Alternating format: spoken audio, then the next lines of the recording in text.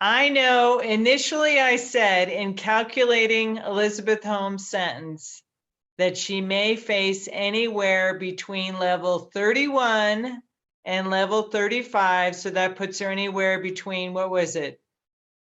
9 years to 17 and a half years. Well, I want to go through with you in particular three ways Elizabeth Holmes' sentence could get reduced even more. So some of these factors I talked about, but there's one in particular that might be a stumbling block for Elizabeth Holmes. Hi there, I'm Michelle Hagan. I'm a legal analyst and a former prosecutor. You may recognize me because I've been providing a lot of legal analysis on the Elizabeth Holmes trial, or I did actually. So anyway, we're going to look at three ways that her sentence could be increased even beyond the level 35. And again, you need to go look at my, or I would like you to go look at my calculating Elizabeth Holmes sentence. That'll kind of give you the basics on how I came up with level 31 and 35. And that relates to the levels that are indicated in the federal sentencing guidelines, which is advisory for the judge and for the probation department to figure out what would be the appropriate sentence for Elizabeth Holmes.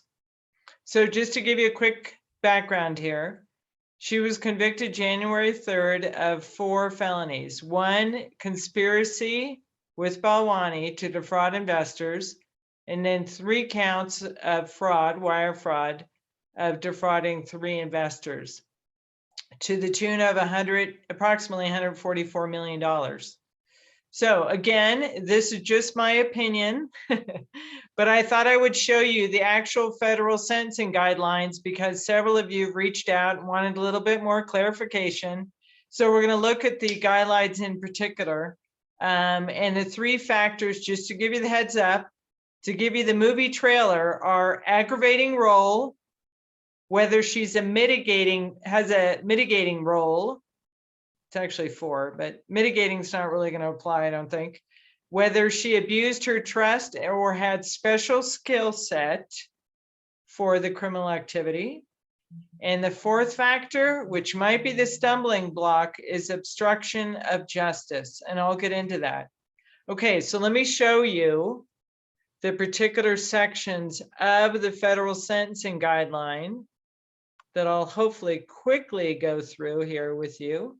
All right, so number 1, what's her role in the offense? Now, these are what I call aggravating factors. This is what the probation department or the probation officer can consider in his or her recommendation as to why they would give a higher range, increase her sentence. Okay, so these are called aggravating factors. These are factors that the prosecution or the judge could find to increase her sentence beyond the range of 31. Now, I came up with level 31 was because a fraud starts at a base level of 7, and then you add 24 levels down because of the amount of loss or the amount that was defrauded from investors. That's what took her down so far. To go from basically months of a sentence to significant prison time. And I'll show you the sentencing table again, just to kind of catch you up here. But let's just go through aggravating role. Based on the defendant's role in the offense, you increase the offense level as follows. If the defendant was an organizer or leader of criminal activity, you increase 4 levels. So we're going to go from 31 plus 4, right? Because 7 is base for fraud. Then we're going to add 24 for the amount of loss because we go down, it was 144 million. So that 7 plus 24 is 31. 31 plus 4, if we find that she was an organizer, or not we, I'm sorry, whether the judge finds whether she was an organizer or leader in the criminal activity, we add 4 to 31. So that puts her at 35 already, okay, which is in the prior video, which is where I thought she could, would be the max. Well, let's dig a little deeper here. So right now, if the judge finds she's an organizer or leader of criminal activity, we increase 4 levels. If she's a manager or supervisor, but not an organizer or leader, we increase the 3 levels.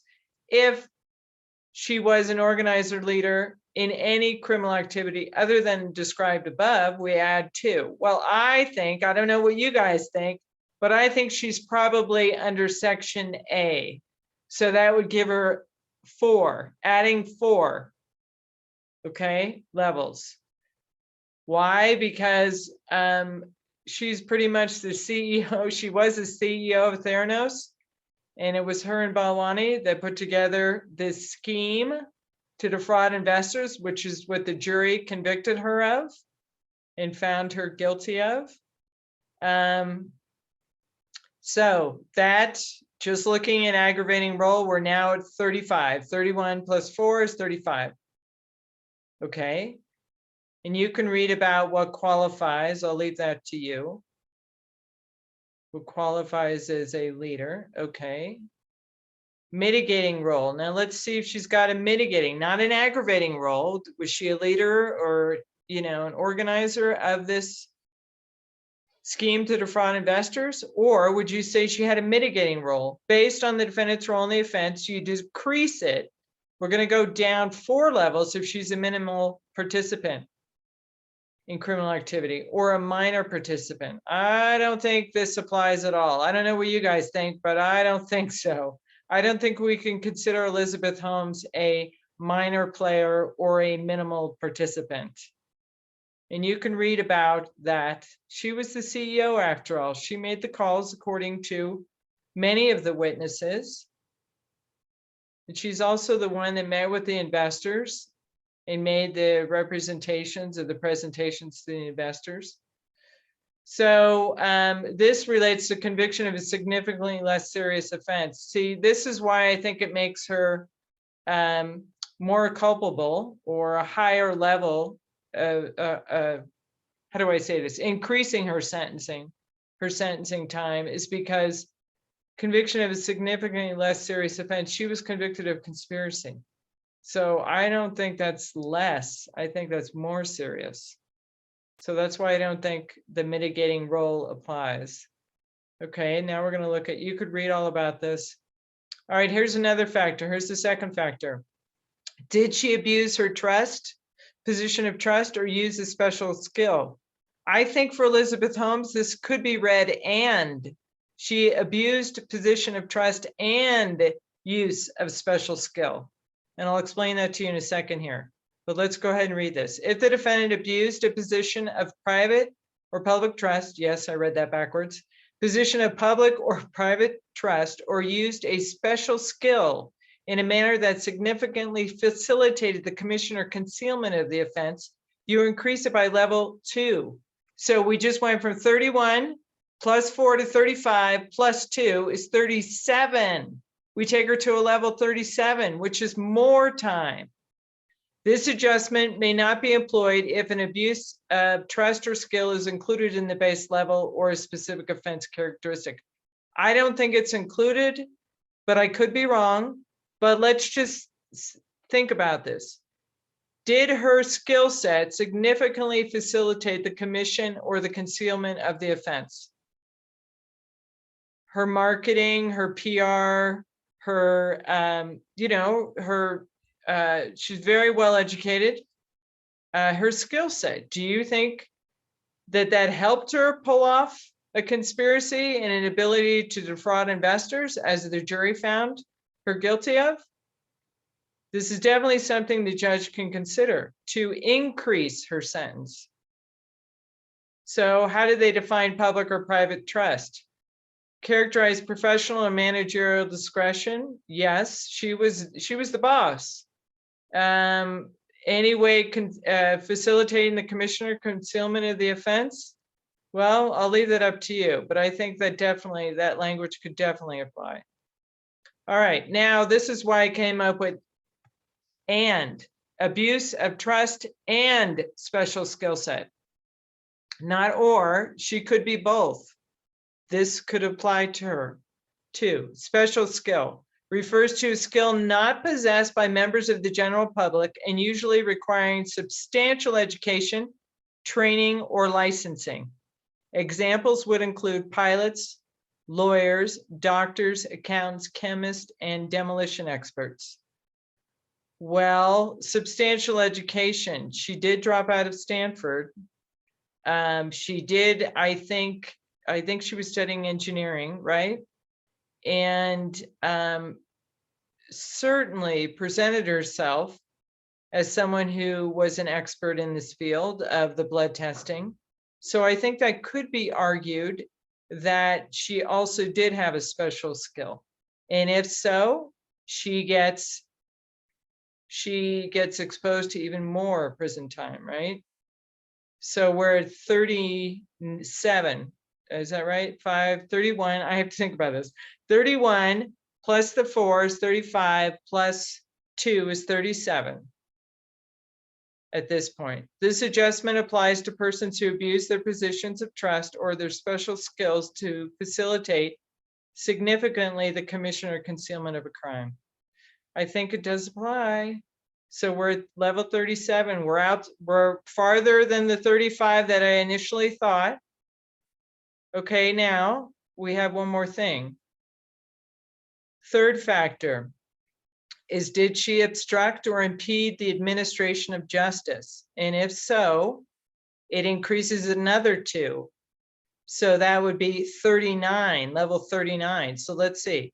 If the defendant willfully obstructed or impeded or attempted to obstruct or impede the administration of justice with respect to the investigation, prosecution or sentencing of the instant offenses of conviction, and the obstructive conduct related to A, the defendant's offense of conviction and any relevant conduct, or B, closely related offense, increase the offense level by 2. So here's the third factor that the judge and the probation department could consider in increasing her sentence. Now, what would be considered obstructing justice? Well, I can tell you one thing, and again, I don't even know if this is going to apply. It might be a long shot for the prosecution to argue this, but that server, the Theranos server that contained all the blood sample testing results, that was destroyed, the server. So the question is, did Elizabeth Holmes have anything to do with that? If there's some evidence that comes out, maybe it'll come out in the Balwani trial. Maybe not. Maybe it'll come out in probation, in the pre-sentence report, the probation report. If evidence ties it to her that she obstructed justice, and that server was demolished and destroyed, and she had anything to do with it, this section here could potentially apply, and she could get even more time. So that would put her at level 39, okay, instead of level 35, which I thought was the maximum. So let me see if there was anything else I wanted to point out to you. Oh yeah, here it is. Under section D, destroying or concealing or directing or procuring another person to destroy or conceal evidence that is material to an official investigation or judicial proceeding. That server contained the blood testing results on patients' tests. I'm sure it also contained all the demos that were done, and some of these investors submitted to blood tests. So the server was destroyed. What happened? I don't know. Maybe it's a long shot. Maybe I'm just, guessing at this one, but I just wanted to show you, and this is just an exercise in exposing you to the federal sentencing guidelines and the factors that a judge could consider when sentencing someone who committed fraud, like Elizabeth Holmes was convicted of. So I don't know. What do you think? Do you think she obstructed justice? Maybe you guys remember more than I do at this point. There might be other material that you think that she destroyed or could be considered. Also, if there was any perjury up here on section B, if she committed any perjury on the stand, any of that, that could also apply as to obstruction of justice and increase her sentence. All right, let me see. I'll let the rest of this, I think you guys can go ahead and read. You can read the section on material. I think that's it. Yeah, that's it. Okay, so I think that's, I'm going to scroll back up here. I think that's it.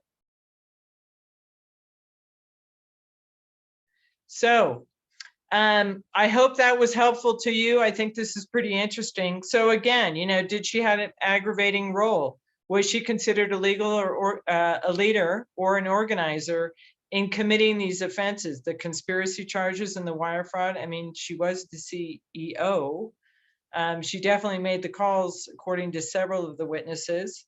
Is she, does she have a mitigating or a minor role? I don't think that section is going to apply.